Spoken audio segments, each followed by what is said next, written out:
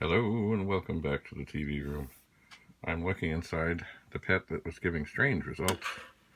I'm going to pop out the diagnostic board.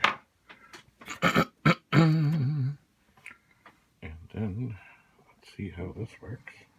I'm going to swing over here. Perhaps move up a bit.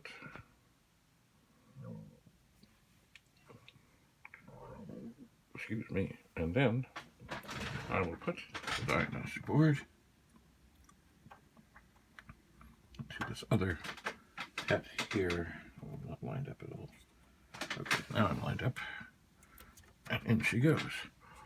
And then we'll back away, back away, back away. So as not to hurt anything. We will close the pets. We will come back. There it is. Commodore pet, model 4016. And we'll see about getting the screen nicely aimed on here. Then we'll turn this on and see what we see that is different than what we just saw. Aha. Okay. Things are different here.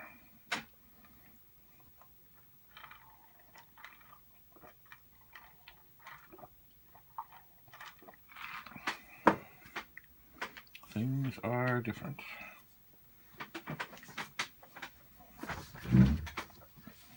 Or it is working. Alright, so I'm going to write down floating, pulled up,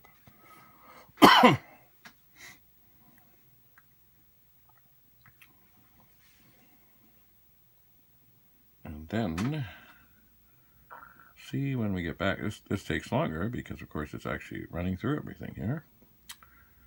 It is. There's the graphics thing. Everything is looking dandy.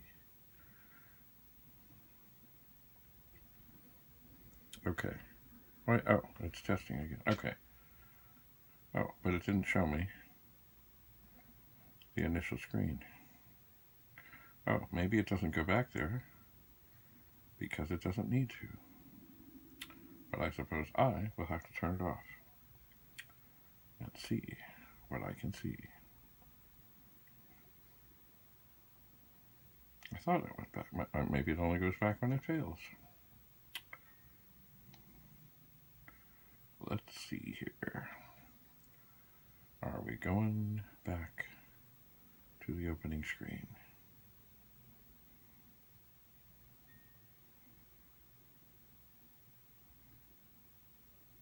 Nope. Let's go to the Petsky table, graphics mode. Good, good, good.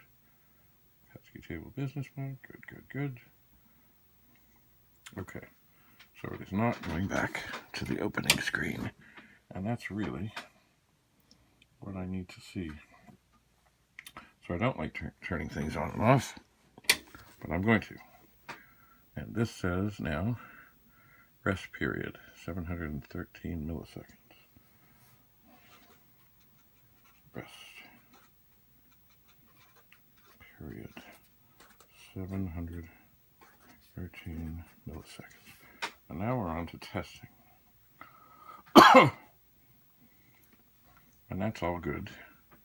But I need to see what else is happening here, and I don't like doing this. I don't like turning. I wish it had a reset switch, but it doesn't.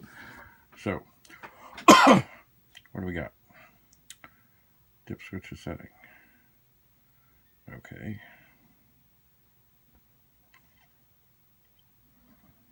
Alright, so the one says reset stuck high. With the IRQ.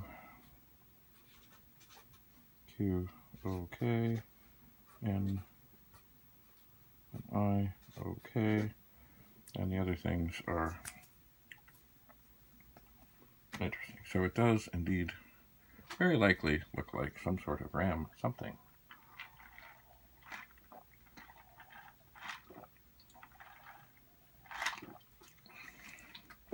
It does. Well, not surprising, because RAM chips are often the failure. Often.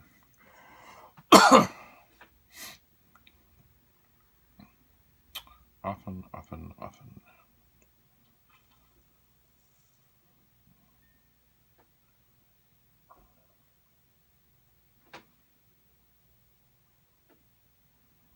Oh, look at that. I tap on the screen and it becomes better contrast.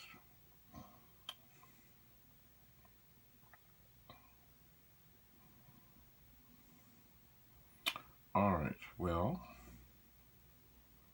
everything seems on this machine to be quite fine, and on the other machine, not fine. So here's what I think we should do. I should turn this machine off, put this, put the tester back in this other machine, and leave it there, and see what happens. So I will put the 6502 back in this machine, put the diagnostic in the other machine, and then hopefully by then my other phone is ready. I can record with it, and we'll call Rudy and see if he's around and see what he thinks. But obviously, well, I can tell RAM things, and then we'll just have to figure out which of the RAM chips are, I guess they come in banks of, well, there's 16 of them. So I just got to figure out where to start. And who knows, it may mean that a whole bunch of them need to come out, and a whole bunch of sockets need to go in. We will see. Anyway, thanks for coming. So this is the Tynemouth software, Pet Diagnostics, version 0.90. I guess they never quite got to version 1. Anyway, it does seem to be doing wonderful things for this machine. I should try it on some of the others downstairs, some of the earlier ones, and see what I can see. Anyway, stay tuned, and we'll see what Rudy of Rudy's Retro Intel might have to say about these stunning developments. Until then, thanks so much for being here. Do have a lovely, lovely, lovely day. Always a pleasure. Oh, there we are. Graphics, things, and it's about to start over. And that is where we'll say bye for now.